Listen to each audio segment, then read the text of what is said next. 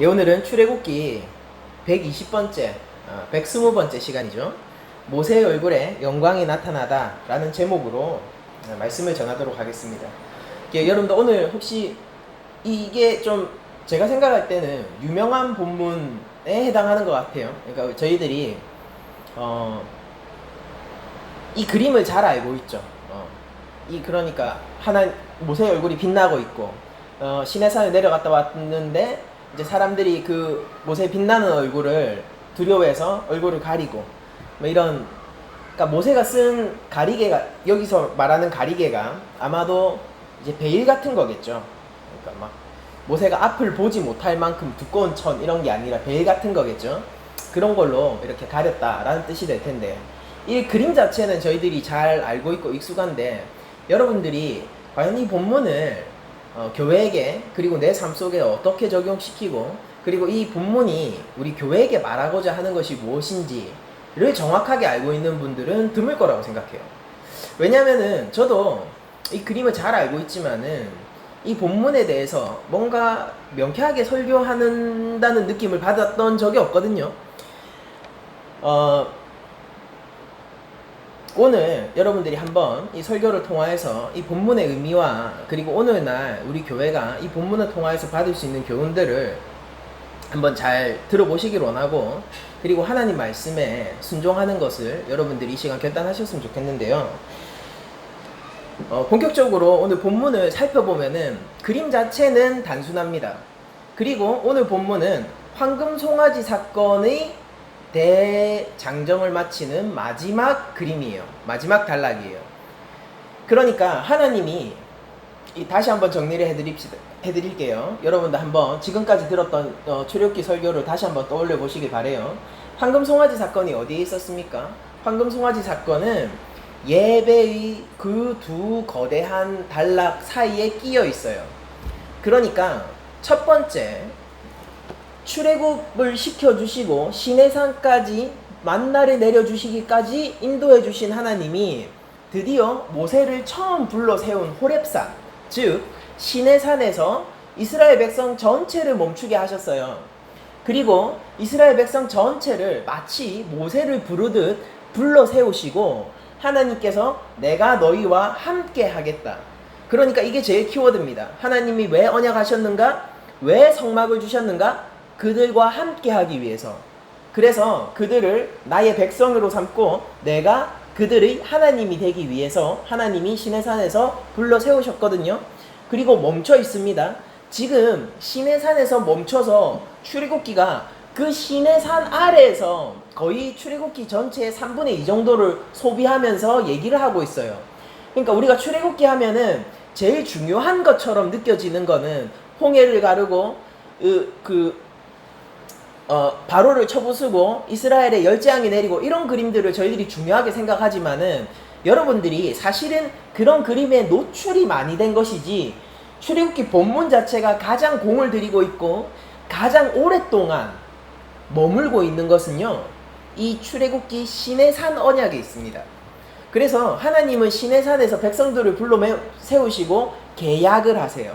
이게 언약이죠. 계약이에요. 계약은 무엇입니까? 쌍방간의 조건이 있죠. 그래서 하나님이 네가 내 백성으로 사는 법을 내가 알려줄게 라고 얘기하면서 율법을 주세요. 율법은 하나님의 백성으로서 살기 위해서 내가 지켜야 할 계약 사항입니다. 그리고 그 계약을 이행하면 내가 뭐가 되죠? 제사장 나라가 될 것이고, 내가 안식일을 누린, 그러니까 그 이전에 노예였었잖아요. 더 이상 노예가 아니라 안식을 누리는 하나님 안에서 진정한 자유를 경험하는 하나님의 백성이 될 거란 말이에요.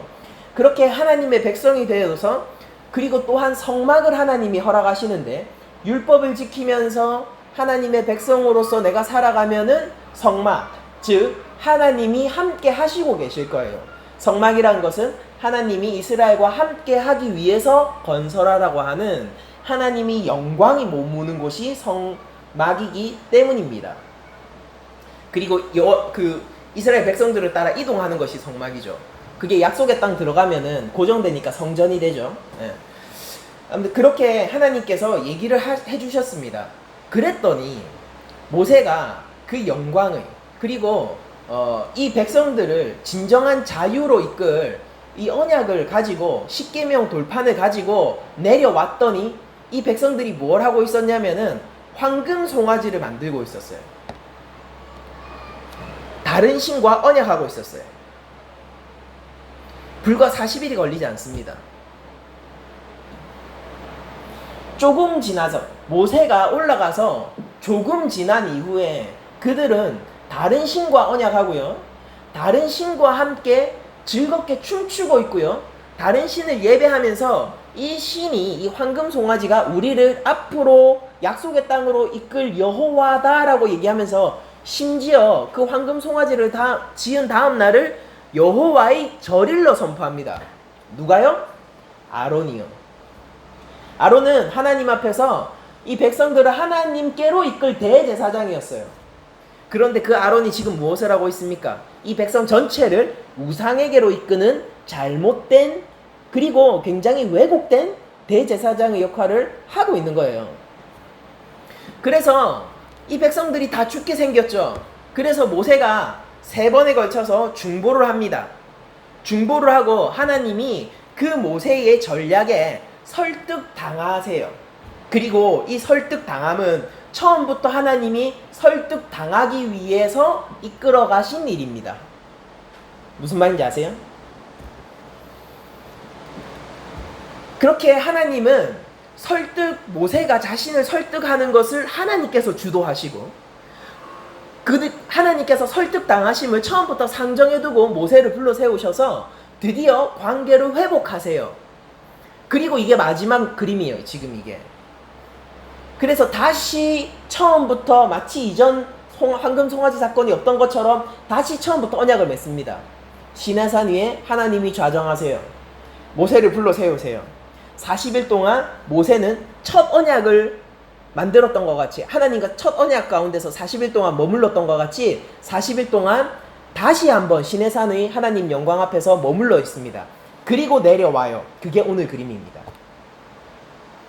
처음 시내산에서 모세가 내려왔을 때 그 모세가 보게 되었던 것은 무엇이죠? 황금 송아지였고 죽어야 할 백성들이었습니다. 반대로 얘기해보죠. 백성들은 처음 모세가 내려올 때 하나님의 말씀이 이 땅 가운데로 떨어지고 있을 때, 그 백성들 사이로 오고 있을 때 그들은 무엇을 보고 있었나요? 그들은 황금 송아지를 보고 있었어요. 그런데 모세가 한 번 더 시내산에 올라서 하나님과 이스라엘 백성들과의 사이를 화해시키고 진정한 중보자로 서서 다시 한번 시내산에서 내려올 때 그 백성들은 누구를 보게 되냐면은 모세를 보게 돼요. 황금 송아지가 아니라 모세를 보게 되고, 모세는 얼굴이 빛나고 있습니다. 그리고 오늘 본문에 따르면요, 모세를 볼 때 사람들이 그 광채를 두려워하는 것으로 그려지죠. 그래서 먼저 대제사장과 장로들, 그러니까 여기서 지도자급이 될 만한 장로들이 먼저 백성들을 대표해서 모세에게로 가서 하나님의 명령과 하나님이 말씀하신 것을 듣고, 그리고 나서 그걸 보고 다른 그 백성들이 모여서 하나님의 말씀을 전달하는 질서를 보여줍니다.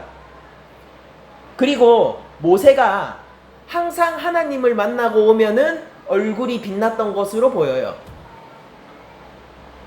그래서 얼굴을 가립니다. 모세는 언제 가립니까? 하나님 말씀을 전달하지 않는 모든 순간에 자기 얼굴을 가리고 있어요. 그리고 하나님 앞에서 말씀을 받을 때는 또 얼굴을 이렇게 그 베일을 가리지 않고 있습니다.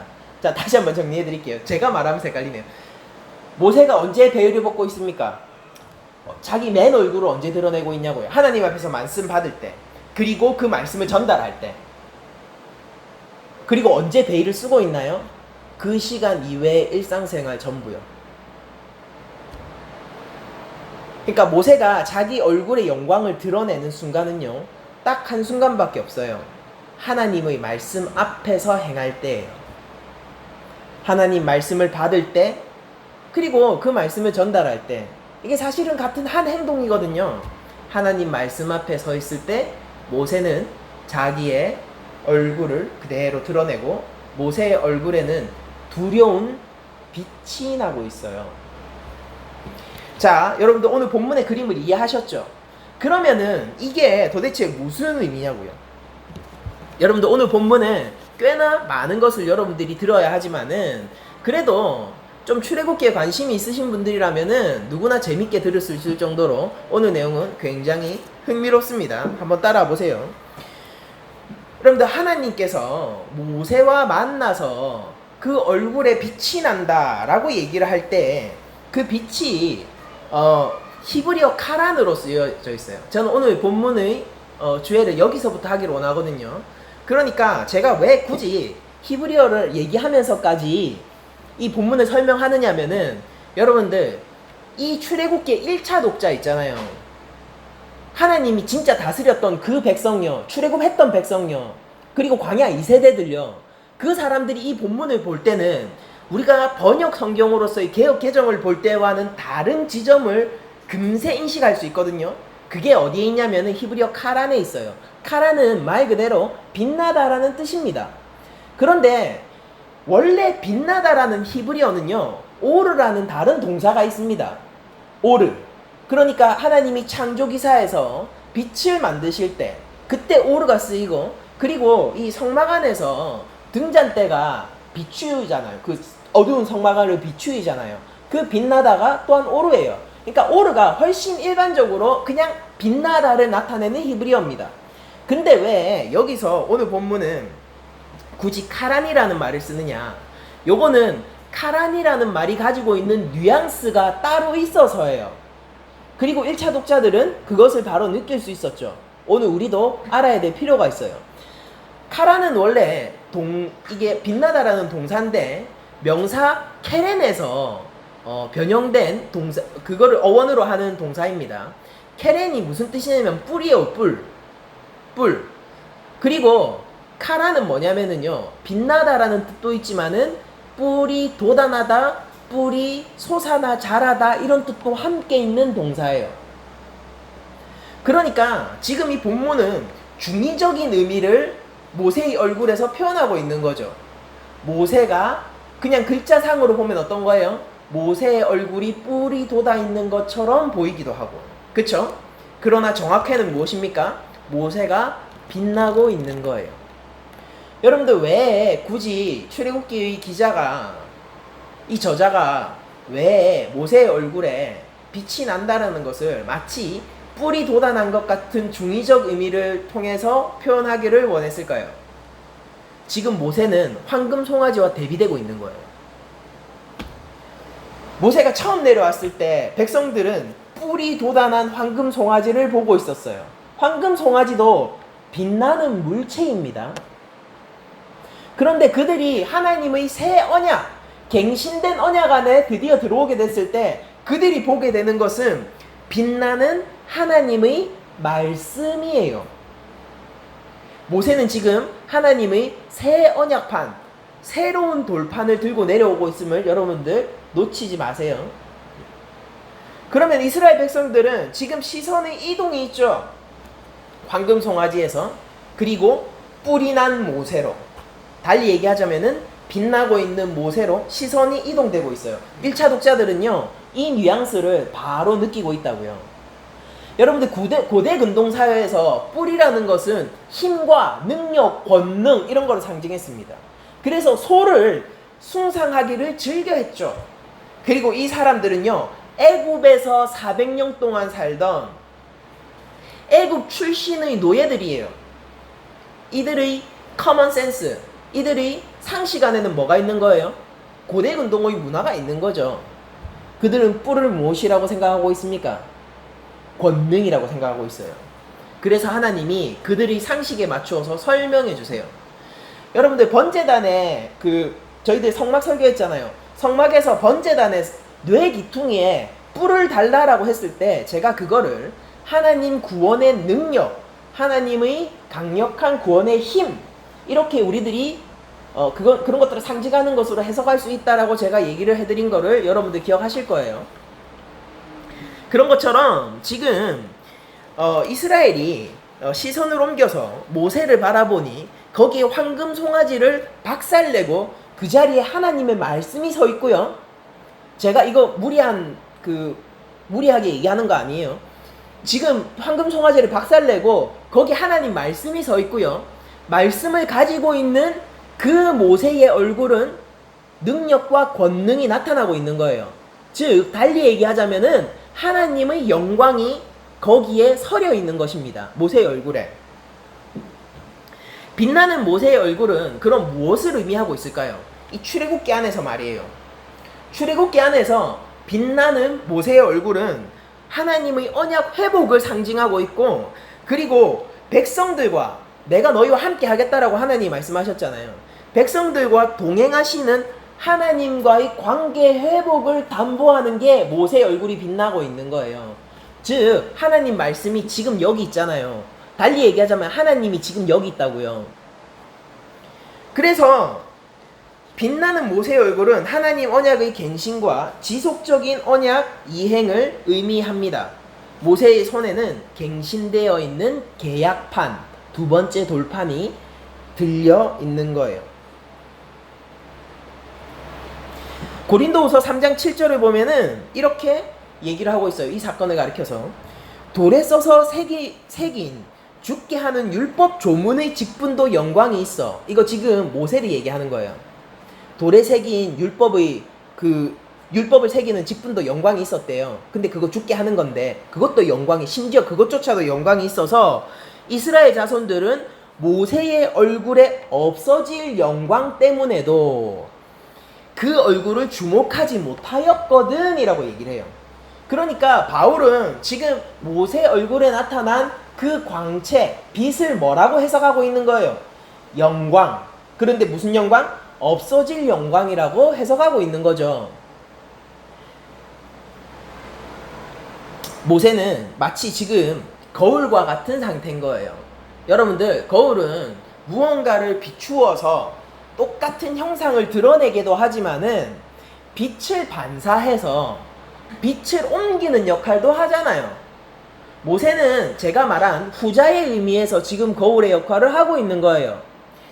모세는 하나님의 영광을 반영하여서 그 백성들에게 하나님의 영광을 비추어주는 역할을 하고 있습니다. 그리고 그 앞에 선 백성들은 두려워해요. 그것이 하나님의 영광이기 때문에. 그들은 죄인이기 때문이에요. 그들은 우상에게 속했던 자들이고요. 우상에게 속하기 이전에는 바로에게 속했던 자들이거든요. 그래서 모세는 마치 거울처럼 하나님의 영광을 백성들에게 비추는 역할을 하고 있고, 이것을 제가 이런 식으로도 설명할 수 있어요. 모세가 시내산에서 그 백성들 산 아래로 내려와 백성들에게로 이동하는 그 과정은 하나님 영광의 이동 과정과 동일하다라고 얘기할 수도 있습니다. 자, 여러분들, 우리는 삶 속에서 하나님과 함께 해야 되죠. 왜 신약의 성도들이 우리 교회가 특별합니까? 성령 때문이에요. 성령은 더 이상 우리 몸 밖에, 마음 밖에 새겨진 율법 조문이 아니라 우리 마음 안에 새겨진 법이거든요. 성경의 단어 그대로 제가 얘기하는 것입니다. 우리 마음에 새겨진 법이거든요. 여러분들, 성령께서 우리와 늘 동행하시고 함께 하심으로 말미암아 성도, 즉 교회는 거룩한 주의 전, 성전이라고 불린단 말이에요. 하나님의 영광이 우리와 항상 함께하고 매일매일 우리가 하나님과 동행하면서 살아간단 말입니다. 그리고 이거는 하나님이 옛 백성을 바로의 포갑과 압정에서 구원해낸 이유이기도 하고요. 우리 교회를 죄와 사망에서 구원해낸 이유이기도 해요. 그러므로 우리 교회는요, 매일 하나님과 함께 동행하고 하나님과 함께 살아가는 것이 주의 백성으로서의 당연한 지표라고요. 즉 바울이 성령 충만하라 라고 얘기하는 것은요, 옵션이 아니라 우리의 상태이고요. 우리의 상태라고요. 그리고 그에 대한 반응이란 말입니다. 제가 왜 상태라고 얘기하냐면은, 여러분들 아무나 성령 충만하려고 노력한다고 해도 성령 충만하지 못해요. 그건 불가능하단 말이에요. 하나님과 동행한다라는 의미는 어떤 측면이냐면요, 하나님하고 먼저 관계가 있다라는 겁니다. 그리고 그들의 의사 이전에, 백성들의 의사와 백성들의 결단 이전에 하나님이 먼저 하고 싶어야 된단 말이에요. 하나님이 먼저 들어야 돼요. 출애굽기 처음을 한번 떠올려 보세요. 하나님이 먼저 그들의 신음을 들어야 돼요. 하나님이 관심이 있어야 돼요. 하나님이 마음을 먹으셔야 돼요. 하나님이 그래서 실제 일을 하셔야 된단 말이에요. 바로 하나님이 싸우셔야 된다고요. 하나님이 홍해를 가르셔야 된다고요. 그리고 아무것도 먹을 것이 없는 그 자리에서 반석에서 물이 솟아나게 하고 하늘에서 만나가 떨어지게 해주셔야지, 그때서야 백성들이 뭘 할 수 있냐면은 이렇게 얘기할 수 있어요. 하나님의 백성이 되고 싶습니다라고요. 이게 하나님과 동행하는 거예요. 여러분들, 우리 교회가 성령과 함께 한다라는 것은 바로 이런 것입니다. 그래서 바울은 성령 충만하라라고 얘기를 하고 있고, 이것은 옵션이 아니라 우리의 상태이면서, 마음에 새겨진 법이 성령이 함께하고 있는 상태이면서 성령이 함께함으로 내가 거기에 정당하게 반응하겠다라고 얘기하는 게 성령 충만이란 말이에요. 저는 정직할게요. 하나님 앞에서. 하나님, 저는 더 이상 세상의 우상을 섬기지 않을게요. 돈요? 중요해요. 필수적이에요. 내 삶에 필요해요. 그러나 하나님만큼 아니에요. 여러분들, 월급을 받으실 때 하나님 앞에 감사를 표하십시오. 음식 중요해요. 하나님, 이 음식이 없으면은 제가 살아갈 수 없어요. 그리고 제가 인스타 올리려면은요, 조금 더 좋은 음식이 필요해요. 음식은 나에게 내가 얼마나 행복한지를 보여주거든요. 하나님, 내가 얼마나 평안한지를 사람한테 보여주려면은 더 좋은 음식이 필요하고, 더 좋은 식당이 필요하고, 멋지게 데코레이션 돼 있는, 그렇게 보기도 좋고 맛도 좋은 음식이 저는 필요하거든요. 이게 제 삶의 질이거든요. 거부하세요. 하나님만큼은 아니에요. 음식이 우상입니다, 요새 세상에서. 여러분들, 하나님과 동행한다는 것은 바로 이런 것이라고요. 우상을 거부하기로 합니다. 그리스도가 나의 구주시고 내 삶의 주인이십니다. 실제 내가 그렇고, 그리고 거기에 내가 정당하게 반응하겠다고요. 진짜 주의 백성으로 살겠다고요. 하나님 앞에서 정직할 거라고요. 그리고 하나님을 사랑하기로 한다고요. 하나님을 사랑함으로 말미암아 하나님의 형상으로서의 이웃들도 사랑하기로 한다고요. 그리고 내 삶의 결정을 하나님의 말씀에 비추어, 하나님 말씀에 비추어, 기도에 비추어 말고요. 하나님 말씀에 비추어 내가 내 욕망대로 하지 않고 나를 내려놓고 하나님이 원하시는 형태로 내 삶을 형성시켜 나가기를 결단한다고요. 그게 바로 성령 충만한 삶이고, 이것은 반응의 삶입니다. 정당한 반응. 여러분들, 하나님의 영광이 원래 이스라엘 백성들하고 지금 상관없었죠. 왜 상관없습니까? 이스라엘 백성들은 밑에 있는데 하나님의 영광은 위에 있잖아요. 수직 구도잖아요. 그러면은 이 백성들이 원래 우상 숭배할 때는 어떻게 했어야 했습니까? 하나님 영광이 내려오면 안 되죠. 왜? 죽잖아요. 심판당하잖아요. 그들이 감당할 수 없잖아요. 그런데 이제 모세가 하나님의 영광을 이동시키고 있는 거예요. 수직적인 하나님의 영광이 수평적으로 변하고 있는 것입니다. 산 꼭대기에서 그들이 두려워 떨면서 바라보던 바로 그 하나님의 영광이 드디어 그들의 눈앞으로 오게 된 거예요. 위에서 밑으로 내려옵니다. 그리고 그것은 성막으로 변화되겠죠. 그래서 실제 이 본문 이후에 성막을 건설하죠. 35장, 36장, 37장 가보세요. 성막을 실제 건설합니다. 그러면은 그렇게 성막을 건설해서 하나님의 영광이 더 이상 자기들하고 상관없는 게 아니라 그들의 진 안에 위치하게 되면은 그게 뭐냐면 하나님이 동행하시는 상태란 말이에요.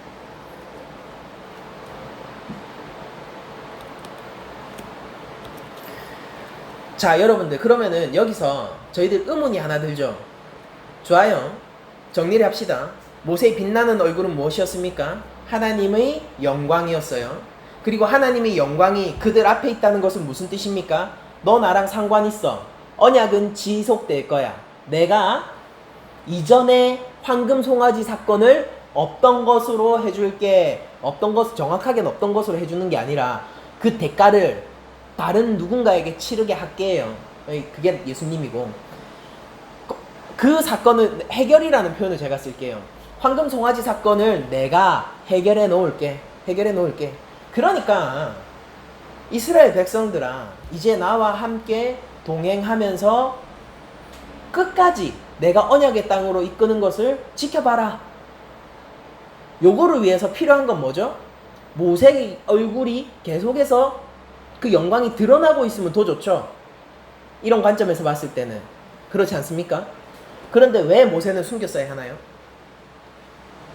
왜 하나님의 말씀을 전달하고 명령을 전달할 때는 그 영광을 드러내고 있는데 왜 그 행위가 끝나고 나면은 자기의 얼굴을 베일로 가렸어야 했냐고요. 그의 얼굴이 계속 빛나고 있는 편이 이스라엘의 믿음을 유지하기에, 하나님의 영광이 함께하고 있음을 드러내기에 더 좋은 조건 아닙니까? 근데 왜 모세는 그래야 했죠? 고린도후서 3장 13절은 이렇게 우리에게 얘기를 하고 있어요. 우리는 모세가 이스라엘 자손들에게 장차 없어질 것에 결국을 주목하지 못하게 하려고 수건을 그 얼굴에 쓴 것 같이 아니하노라 라고 얘기를 하고 있거든요. 즉 바울이 얘기하고 있는 건 이거예요. 자, 모세가, 그러니까 모세 사건을 얘기하려고 하는 건 아니지만 이 사건을 통해서 모세 사건이 어떤 사건이었는지는 드러나죠. 바울의 관점은 이거죠. 뭐냐면은 모세가 왜 수건을 얼굴로 가렸냐, 그거 곧 없어질 거니까 이스라엘 백성들이 없어지는 장면을 못 보게 하려고 가렸다라고 얘기를 하고 있어요. 모세가 가진 영광은 무슨 영광입니까? 사라질 영광이고 영원한 영광이 아니고, 모세는 즉 하나님을 담보하는 중보자가 아니에요. 출애굽기 내내 모세가 어떤 역할을 합니까? 아니, 시내산에서 하나님이 불러 세우기를 하나님과 그 백성 사이의 중보자로 불러 세우시잖아요. 첫 번째 호렙산에서 네 신을 벗어라 할 때부터 내가 너를 내 백성에게 보낼 거고 그들에게 언약을 맺을 그 중보자로 너를 세운다라는 얘기를 계속하고, 모세는 그거를 5번 고발하는 거란 말이에요.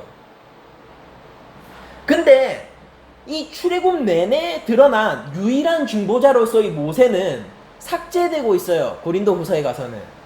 왜냐면은 그의 영광은 영원한 영광이 아니에요. 사라질 영광이에요. 그래서 그가 영광이 없음을 숨겨야 했다고요. 그래서 얼굴에 가리개를 쓰고 있는 것입니다. 알겠죠? 자, 그러면은 모세가 그러니까 이런, 우리가 신약으로 넘어가기 전에 구약의 관점 안에서, 출애굽기의 저자의 관점 안에서 우리가 조금 더 머물러 보죠. 그러면은 모세는 얼굴이 계속 빛나야 돼요. 그러니까 빛나야 되니까, 그래서 그걸 못하니까 얼굴을 가린 거잖아요.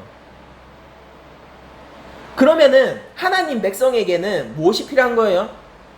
영원한 얼굴의 광채가 필요하다고요. 하나님의 영광을 담보하는 중보자가 필요하다고요. 영원히 얼굴이 빛나서 하나님의 영광이 함께하고 있음, 언약이 계속 갱신되고 있음, 언약이 영원히 담보되고 있음, 너희들은 이전의 황금 송아지 사건과 상관없음을 얘기해줄 진정한 중보자가 필요하다라는 얘기입니다. 그러니까 출애굽기는 뭐예요? 무언가 결핍되어 있죠. 출애굽기 저자도 스스로 그걸 알고 있어요. 출애굽기 저자가 누구죠? 모세죠. 신명기에서 모세는 어떻게 돼요? 들어가지 못하고, 약속의 땅에 들어가지 못하고 죽죠. 출애굽기는 믿음의 책이에요. 믿음의 책인데 뭔가 중보자 모세에게 있어서는 결핍을 스스로 느끼고 있다고요. 그러면은 정말로 얼굴의 광채, 영원한 하나님 영광을 담은 얼굴의 광채를 우리가 어디서 바라볼 수 있을까? 아니, 정말로 이 사건이 다시 한번 반복되기는 할까? 그런 의문을 들고 성경을 계속 읽어 나가다 보면은 우리가 마태복음에서 빛나는 하나님의 얼굴을 다시 한번 만나게 됩니다. 제가 중간에 구약의 여러 단계를 조금 건너뛸게요. 시간이 너무 오래 걸리니까. 그러나 중요한 것은 우리가 마태복음 17장에서 하나님의 빛나는 얼굴을 다시 한번 마주하게 돼요. 그리고 그분은 중보자세요. 예수님을 얘기합니다. 마태복음 17장 1절에 변화산 사건을 얘기를 하고 있는데 이렇게 얘기해요. 마태복음 17장 1절 엿새 후에, 자 6일 후에요. 그럼 지금이 무슨 날입니까? 7일째겠죠. 맞죠? 7일째에 예수께서 베드로와 야고보와 그 형제 요한을 데리시고, 누구? 베드로, 야고보, 요한을 데리시고 딱 셋만 데리고 가요. 데리시고 따로 높은 산에 올라갑니다. 지금 엿새 동안 산 밑에 머물다가 7일째에 지금 제자 3명을 데리고 산 위로 올라가요. 그들 앞에서 변형되사, 그러면서 거기서 용모가 바뀌시죠. 예수님이. 그러면서 뭐라고 마태복음이 기록하고 있냐면 그 얼굴이 해같이 빛나며예요. 해같이 빛나며 옷이 빛과 같이 휘어졌더라 라고 마태복음이 변화산 사건을 기록하고 있습니다. 여러분들, 이 변화산 사건이요, 다분히 출애굽기의 시내산에 좌정하신, 이 출애굽기에서 언약을 맺으시는 그 시내산에 좌정하신 여호와 하나님을 의식하고 있는 기사예요. 자, 제가 출애굽기 24장 15, 16절을 읽어드릴게요. 모세가 산에 오르매 구름이 산을 가리며, 자, 산 위에 뭐가 있어요? 구름이 있어요. 모세가 거기를 오릅니다. 16절 여호와의 영광이 시내산 위에 머무르고 구름이 엿새 동안 산을 가리더니, 지금 모세가 올라가는데 며칠 동안 산 밑에 있었어요? 6일 동안, 엿새 동안 산을 가리더니 7째 날에 여호와께서 구름 가운데서 모세를 부르시니라. 모세 언제 올라갔습니까? 6일 머물고 7일째 올라갔어요. 높은 산에. 거기는 구름이 있었고요, 하나님의 영광이 있었어요. 그리고 거기에서 내려온 모세의 얼굴이 빛나고 있었다고요. 하나님 영광의 반영이라고요. 그러니까 하나님의 영광, 그 안에서 모세는 어떻게 됐겠습니까? 우리가 역추적해 나가면 그 구름 안에서, 시내산 전상에서 모세는 얼굴이 빛나고 있었겠죠. 하나님 영광의 반영으로서요. 그러면은 이 변화산 사건을 어떻게, 이 시내산, 출애굽기 시내산 이 사건을 마태복음 그리고 똑같은 그 평행 본문으로서의 마가복음이 어떻게 의식하고 있는지를 제가 알려드릴게요. 예수님도 엿새를 지내시고 산 위로 올라가시고요, 그 산 위는 구름이 가득하고요, 그리고 그 산 위에는 모세도 있고 엘리야도 있어요. 거기 모세가 있어요. 그리고 하나님, 여호와 하나님의 소리가 구름에서 나서 뭘 증명하느냐면은 너희 앞에 선 예수 그리스도, 이가 하나님의 아들이다 라는 것을 증명해 주세요. 이것은 시내산 그림의, 여러분들 출애굽기에서 보는 시내산 언약을 할 때 그 시내산 그림의 예수님 버전인 겁니다.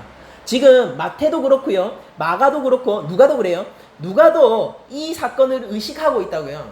자, 마가복음 제가 읽어드릴게요. 마가복음 9장 1절에서 9절입니다. 또 그들에게 이르시되 내가 진실로 너희에게 이르노니 여기 서 있는 사람 중에 죽기 전에 하나님의 나라가 권능으로 임하는 것을 볼 자도 있느니라 하시니라. 예수님 뭘 약속하십니까? 지금 너희 중에서 하나님 나라가 권능으로 임하는 그 사건을 보게 될 거야. 그러고 나서 뭐라고 하느냐면은 2절 엿새 후에 예수께서 베드로와 야고보와 요한을 데리시고, 누가 본다라는 거였습니까? 그 세 제자가 본다는 거였죠. 하나님 나라가 임함을. 베드로와 야고보와 요한을 데리시고 따로 높은 산에 오르셨더니 그들 앞에서 변형되사 그 옷이 광채가 나며 세상에 빨래하는 자가 그렇게 희게 할 수 없을 만큼 매우 휘어졌더라. 이에 엘리야가 모세와 함께 그들에게 나타나 예수와 더불어 말하거늘 베드로가 예수께 고하되 랍비여. 지금 여러분들 이 제자들의 반응을 한번 잘 보세요. 이 반응이 모세의 영광 앞에, 그 영광 앞에 두려워 떨던 그 백성들의 반응하고 비슷해요. 랍비여, 우리가 여기 있는 것이 좋사오니 우리가 초막 세슬지대 하나는 주를 위해, 하나는 모세를 위해, 하나는 엘리야를 위하여 하사이다 하니, 이는 그들이 몹시 무서워함으로. 똑같이 두려움으로 반응합니다. 무서워함으로 그가 무슨 말을 할지 알지 못함이더라. 그러니까 막짓거렸다 그거예요. 두려워서. 마침 구름이 와서 그들을 덮으며, 시내산 그림이 완성되고 있죠. 그들을 덮으며 구름 속에서 소리가 나되 이는 내 사랑하는 아들이라 너희는 그 말을 들으라 하는지라. 문득 둘러보니 아무도 보이지 아니하고 오직 예수와 자기들 뿐이었더라. 그들이 산에서 내려올 때 예수께서 경고하시되 인자가 죽은 자 가운데서 살아날 때까지는 본 것을 아무에게도 이르지 말라 하시니. 여러분들 잘 보세요. 그럼 여기서 그려진 마가복음 변화산 사건에서 그려진 예수님은 어떤 예수님입니까? 모세와 같은 예수님이에요. 영광이 드러나기도 하지만은 감추이기도 하죠. 즉 모세가 영광을 드러내어서 백성들에게 하나님의 말씀과 명령을 전달하기도 하지만은 베일을 쓰기도 하잖아요. 예수님은 하나님의 아들이세요. 하나님의 독생자라고요. 삼위일체 교리 가운데서 제2성자로서의 경배받으실 하나님이시라고요. 그런데 그분이 지금 성육신하시고 그 하늘 영광을 감추고 심지어 버리시고 그 제자들과 함께 있다고요. 시내산의 수직적 구도가 수평적 구도로 바꿨을 때 성막이 된다라고 했잖아요. 하늘 높은 곳에 자정하신 하나님 우편에 계셔야 할 제2성자 예수 그리스도께서 이 땅 가운데 내려오셨을 때 그분은 하늘 영광을 버리시고 자신을 감추시고 그 영광을 베일로 숨기시고 그 제자들과 함께 걸어가고 계신 거예요. 하나님과 제자들은 동행하고 있었어요. 근데 예수님이 잠깐 자기의 영광을 드러내신 후에 이렇게 얘기하시죠. 야, 내가 죽은 자 가운데서 부활할 때, 즉 3일이 걸리겠죠. 사흘로 부활할 때까지 너희들이 본 것을 아무한테도 얘기하지 마. 이거 지금 아직 숨기워져 있는 거야. 근데 예수님은 이 말은 무엇을 암시하고 있습니까? 예수님이 죽은 자 가운데서 부활하시면은 얘기해도 된다라는 뜻을 암시하고 있잖아요. 왜 얘기해도 될까요? 그때는 예수 그리스도의 새 몸이, 예수 그리스도의 형상이 하나님의 영광을 반영하고 있을 거기 때문이에요. 그때는 감추이지 않고 드러나 있을 것이기 때문입니다. 좋아요. 그러면은 이 마가복음의 이 변화산 본문이 오늘 시내산 본문을 상정하고 있고, 그쵸? 그게 관계가 있고, 이 베일을 숨기는, 모세가 베일을 숨기는 사건과 연관이 있다면은, 그 해처럼 찬란하게 빛나는 얼굴이 연관이 있다면은, 그러면은 오늘 예수님이 얘기하신 죽은 자 가운데서 살아날 때에도 오늘 본문을, 오늘 그 출애굽기 본문을 좀 의식하고 있는 내용이 나올까요? 찾아가 봅시다. 요한복음 20장 1절이에요. 안식 후 첫날, 지금 여러분들 예수님이 변화산에서 자신의 영광을 드러내셨을 때 7일째였죠. 안식이란 말이에요. 뭐 굳이 숫자로 따지자면. 근데 안식 후 첫날은 몇째 날입니까? 8째 날. 그쵸? 8째 날 일찍이 아직 어두울 때에 막달라 마리아가 무덤에 와서 돌이 무덤에서 옮겨진 것을 보고, 예수님이 죽어서 시체를 수습하러 왔어요. 근데 예수님의 무덤의 돌이 옮겨진 겁니다. 마리아가 와서 봤어요.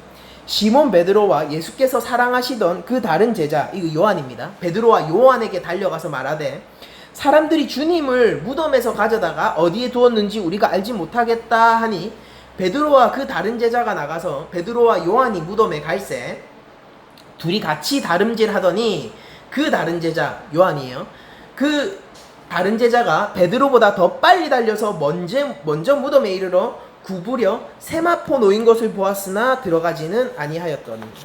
여러분들 세마포가 흰 옷이거든요. 변화산 사건에서 예수님이 옷도 휘어졌죠. 근데 옷이 놓여져 있는 거예요. 거기 예수님의 시체가 있어야 되는데 옷만 놓여져 있는 겁니다. 시몬 베드로는 따라와서 무덤에 들어가 보니 세마포가 놓였고 또 머리에 쌌던 수건은 베일이에요. 머리에 쌌던 수건은 세마포와 함께 놓이지 않고 딴 곳에 쌌던 대로 놓여 있더라. 여러분들 보세요. 이렇게 미라처럼 이렇게 수건을 감아 놓는다고요. 그러면은 이거 어떻게 해야 됩니까? 요거를 풀어서 두려면은 다 이렇게 풀어가지고 둬야 될 거 아니에요. 그럼 이게 뺑뺑 감은 게 풀려 있어야 되잖아요. 근데 지금 본문이 얘기하고 있는 것은 그거 그 모양 그대로 돼 있더라라는 거예요. 그러니까 신비죠. 모르겠는 거예요. 갑자기 사라졌나 예수님이? 이런 생각이 들게 하는 본문인 거죠. 그리고 그때야 무덤에 먼저 갔던 그 제자들도 들어가 보고 믿더라 라고 얘기하고 이렇게 얘기하고 있습니다. 그들은 성경에 그가 죽은 자 가운데서 다시 살아나야 하리라 하신 말씀을 아직 알지 못하더라 라고 얘기합니다. 그러니까 제자들이 경황이 없고 예수님이 부활하신 것을 알지 못하고 시체가 어디 갔나? 아니 얼굴을 감았던 수건은 모양 그대로 있고 갑자기 사라지기라도 한 것인가? 라는 당황하고 경황이 없는 그 상황 가운데서 요한이 뭘 첨언하고 있냐면요. 예수님이 다시 살아나야 한다는 것을 그들이 알지 못하고 있더라라는 말을 첨언하고 있어요. 예수님이 변화산 사건에서 요거를 내가 다시 살아날 때까지 너희도 조용히 하고 있어야 돼 라고 얘기하셨잖아요.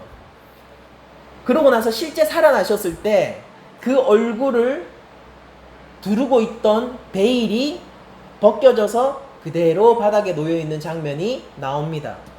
이걸 통해서 우리가 뭘 유추할 수 있습니까? 새 몸을 입은 부활하신 예수 그리스도는 하나님의 영광의 반영일 거예요. 그들이 세 제자 야고보와 요한과 베드로가 두려워하면서 막 아무 말이든 짓거리던 그 하나님의 영광 그대로 새 몸을 입고 계실 거라고요. 예수님의 부활은 하나님의 영광을 그대로 우리에게로 가져온 영광이라고요. 그러면 예수님에게는 더 이상 모세처럼 수건이 필요합니까? 필요하지 않아요. 예수님은 진정한 중보자가 되시는 것이죠. 하나님의 언약의 갱신과 하나님의 영원한 사랑의 담보를 우리가 무엇을 통해서 바라볼 수 있는 거죠? 출애굽기 관점에서 얘기하자면은 예수 그리스도의 빛나는 얼굴, 해처럼 밝은 얼굴, 영원히 변치 않는 그 얼굴, 그것을 통하여서 우리가 하나님의 영원한 사랑을 우리 가운데서 확증시킬 수 있는 것이고, 우리가 예수 그리스도 안에서 구원받았음을 확증할 수 있는 거예요. 구원의 확신은 신념에서 오는 것이 아니라 객관적 증거에서 오는 것입니다. 여러분들에게 구원이 있습니까? 여러분들은 구원의 확신을 가지고 계세요? 여러분들은 예수 그리스도를 어떻게 바라보고 계십니까? 여러분들에게 예수님의 얼굴은 어떤 식으로 느껴지시나요? 십자가에 달려 초라하게 죽은 예수 가운데서 여러분들은 하나님의 영광을 보십니까? 이런 문제인 거죠, 우리의 신앙은. 여러분들, 우리가 고린도후서 3장 1절에서 18절을 우리가 함께 읽기를 원합니다. 한번 이 본문은 한번 찾아봤으면 좋겠어요. 여러분들 거의 다 왔으니까 요거 보고 좀 힘을 한번 내서 고린도후서를 우리 함께 읽어보도록 하죠. 고린도후서 3장 1절에서 18절까지의 말씀입니다. 제가 읽을 테니까 여러분들이 찾으셨으면은 눈으로 한번 쭉 따라와 보셨으면 좋겠어요. 신약 288페이지네요. 고린도후서 3장 1절에서 18절 말씀. 우리가 다시 자천하기를 시작하겠느냐? 우리가 어찌 어떤 사람처럼 추천서를 너희에게 붙이거나 혹은 너희에게 받거나 할 필요가 있느냐? 너희는 우리의 편지라. 우리가 마음에 썼고 무사람이 알고 읽는 바라. 너희는 우리로 말미암아 나타난 그리스도의 편지니 이는 목으로 쓴 것이 아니요 오직 살아계신 하나님의 영으로 쓴 것이며 돌판에 쓴 것이 아니요 오직 육의 마음판에 쓴 것이라. 성령이 함께하는 그리스도를 나타내는 하나님의 말씀이 드러나는 편지라고 얘기하고 있습니다. 하나님의 말씀이 드러나는 편지요. 우리가 그리스도로 말미암아 하나님을 향하여 이 같은 확신이 있으니 우리가 무슨 일이든지 우리에게서 난 것 같이 스스로 만족할 것이 아니니 우리의 만족은 오직 하나님으로부터 나느니라. 또 그가 또한 우리를 새 언약의 일꾼 되기에 만족하게 하셨으니 율법 조문으로 하지 아니하고 오직 영으로 함이니 율법 조문은 죽이는 것이요 영은 살리는 것이니라. 고린도 교회 가운데는 율법주의가 들어와 있었어요. 그래서 모세는 이렇게 바울은 이렇게 얘기하는 겁니다. 너희가 성령을 따라서 사는 거지 율법 조문을 따라서 사는 게 아니야. 그건 우리 죽이는 거야. 영이 살리는 거야. 성령이죠. 여기서 영은. 돌에 써서 새긴 죽게 하는 율법 조문의 직분도 영광이 있어. 이스라엘 자손들은 모세의 얼굴에 없어질 영광 때문에도 그 얼굴을 주목하지 못하였거든. 하물며 영의 직분은 더욱 영광이 있지 아니하겠느냐라고 얘기하고 있어요. 여러분들, 모세에 드러난 영광도요, 백성들이 두려워할 만한 하나님 영광의 반영이었습니다. 그런데 성령과 함께하고 있는 그리스도의 편지인 교회는 오죽하겠습니까? 바울이 그 얘기를 하는 거라고요. 그리고 이것은 오늘날 우리 교회에게 들려줘야 할 이야기란 말입니다. 하물며 영의 직분은 더욱 영광이 있지 아니하겠느냐? 정죄의 직분도 영광이 있은즉 의의 직분은 영광이 더욱 넘치리라. 영광되었던 것이 더 큰 영광으로 말미암아 이에 영광될 것이 없느니라. 없어질 것도 모세 얼굴의 광채를 얘기하고 있는 거예요. 없어질 것도 영광으로 말미암았은즉 길이 있을 것은 더욱 영광 가운데 있느니라. 우리가 이같이 소망이 있으므로 담대히 말하노니 우리는 모세가 이스라엘 자손들에게 장차 없어질 것에 결국을 주목하지 못하게 하려고 수건을 그 얼굴에 쓴 것 같이 아니하노라. 뭐 하면 된다는 겁니까? 영광을 계속 드러낼 수 있다는 얘기잖아요. 그렇게 안 한다고요. 영광 사라진 거 감추려고 얼굴에 베일을 쓸 필요가 없다고요. 하나님의 영광이 영원토록 함께하고 있다고요. 성령의 전이란 말입니다. 그리스도의 새 언약은 바로 이런 언약이란 말이에요.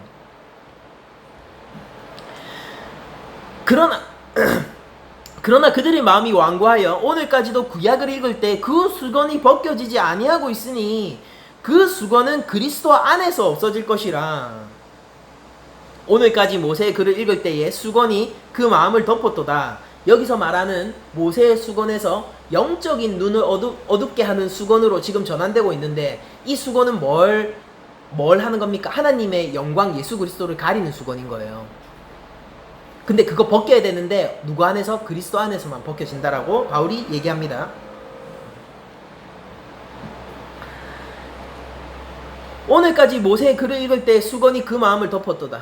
고린도 교회에 들어와 있는 율법주의자들을 가리켜서 얘기하는 거예요. 그러나 언제든지 주께로 돌아가면 그 수건이 벗겨지리라. 바울의 핵심인 거죠. 얘기하고 싶은 게. 주는 영이시니 주의 영이 계신 곳에는 자유가 있느니라. 너희들이 바로한테 다시 돌아갈래? 가나안으로 갔더니 가나안의 노예가 될래? 아니야.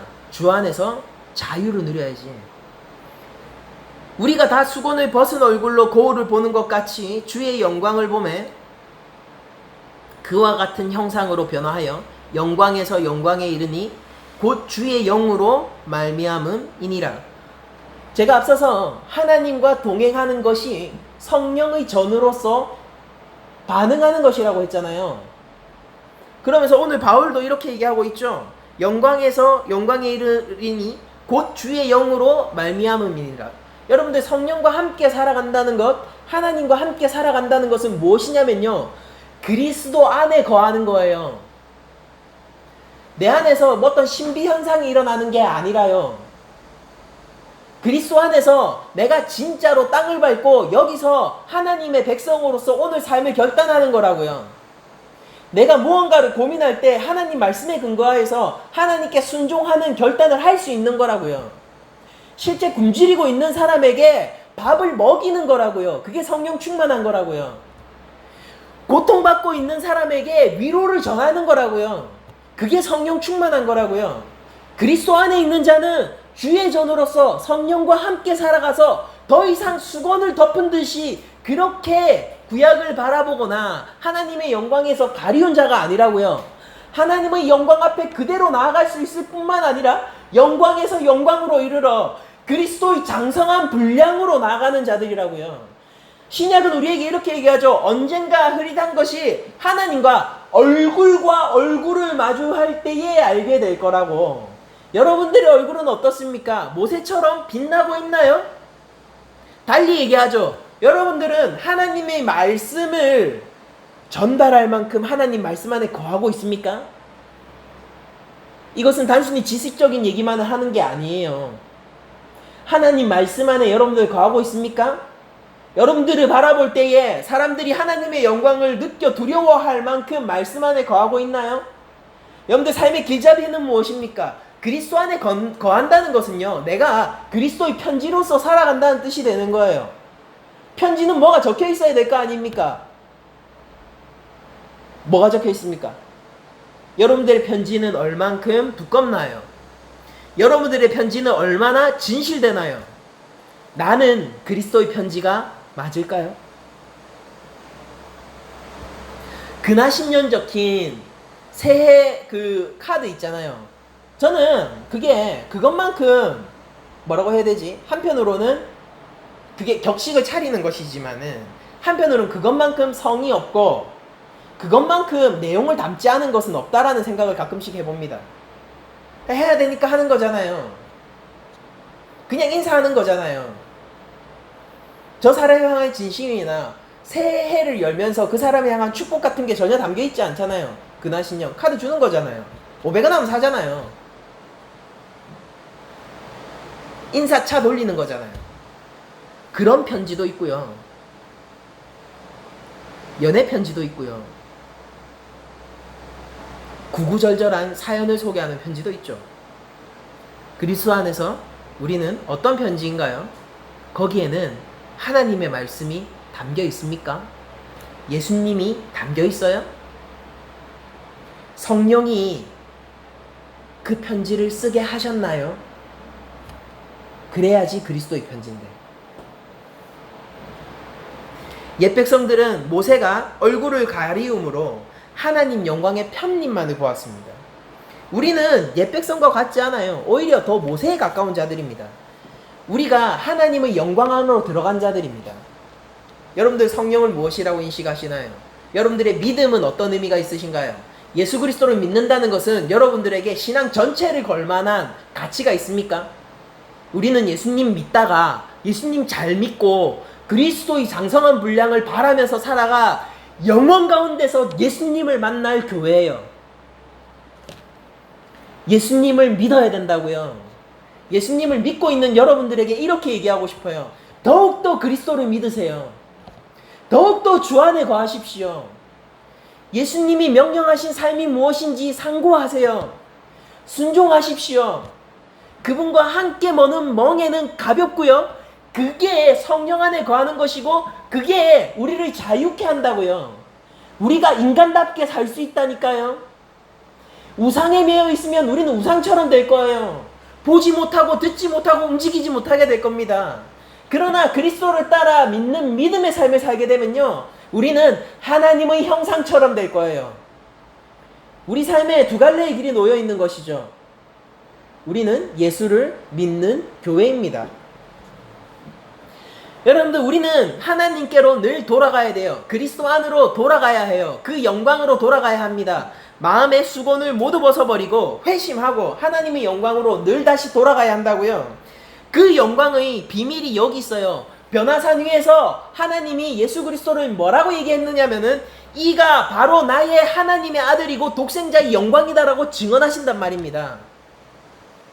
그리고 그 증언 안에 있을 때 우리는 마치 영광을 그러니까 모세가 영광이 빛나지만 수건을 쓴 것처럼 우리가 살아가게 될 거라고요. 무슨 말인지 아세요? 다른 사람들이 전부 다 야, 너 교회 왜 가? 예수님 왜 믿어?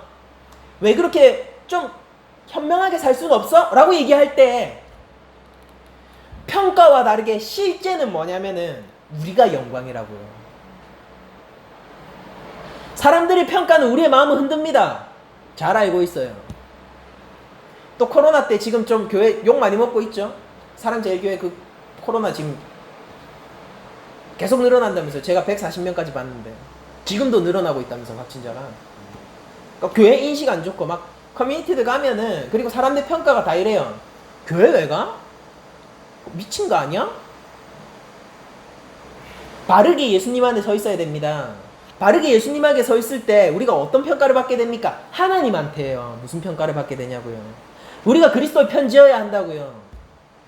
우리가 아무리 베일로 가린 것처럼 살아가다 하더라도 우리 영광은 모세의 영광처럼 떠나갈 영광이 아니라 영원한 영광으로 우리 얼굴이 빛나고 있어야 한다고요.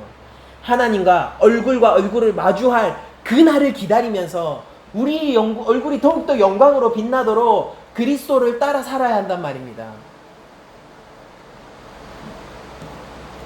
모세를 통해서 이스라엘 백성들은 하나님의 명령과 말씀을 받았습니다. 오늘 여러분들에게 이와 동일한 원리에서 이런 말씀을 드리겠습니다. 영원한 영광의 얼굴을 가지신 그리스도를 통하여서 제자도의 삶을 살아가시길 바랍니다. 여러분들 영광의 그리스도 앞으로 우리가 수건을 벗고 나아가야 해요. 예수님을 믿으시길 바랍니다. 여러분들 예수님을 믿으셔야 돼요. 예수님을 믿으셔야 돼요. 이게 성도이고 이것이 교회입니다. 여러분들 우리는 예수님이 죄인들의 친구이고 구주시잖아요. 황금 송아지를 만들고 하나님 앞에서 진멸당할 뻔했던 이스라엘 백성들과 우리의 차이점이 무엇입니까? 저는 발견하지 못해요. 오늘 매주 제 안에서 있는 수많은 우상들을 발견하게 됩니다. 여러분들 그러나 우리에게는 예수님을 믿는 믿음이 있잖아요. 그래서 더욱 우리는 예수님을 믿어야 되는 거잖아요. 우리가 부족함으로 말미암아 더욱더 그리스도께로 돌아가야 하는 거 아닙니까? 돌아가면은 바울이 뭐라고 합니까? 돌아가면은 괜찮아. 돌아가면 하나님의 영광이 회복될 거야.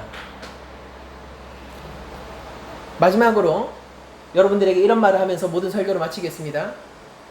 성령의 전이신 여러분들, 성령과 함께 하시고 계신 여러분들, 예수님을 믿고 하나님이 영광 앞에 서셨고 하나님의 영광을 전달하기 위한 교회로 서신 여러분들, 한 주간 여러분들이 빛나는 얼굴의 광채를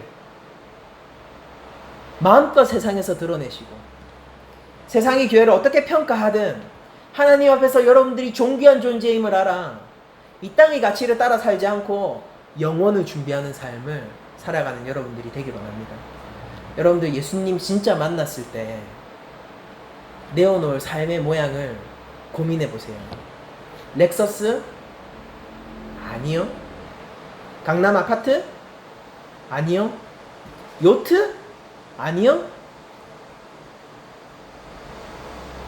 예수님을 믿는 믿음이 무엇입니까? 한 주간 고민하고 그리스도 안에서 더욱더 그리스도를 믿는 여러분들이 되시길 축원하며 모든 말씀을 마치도록 하겠습니다.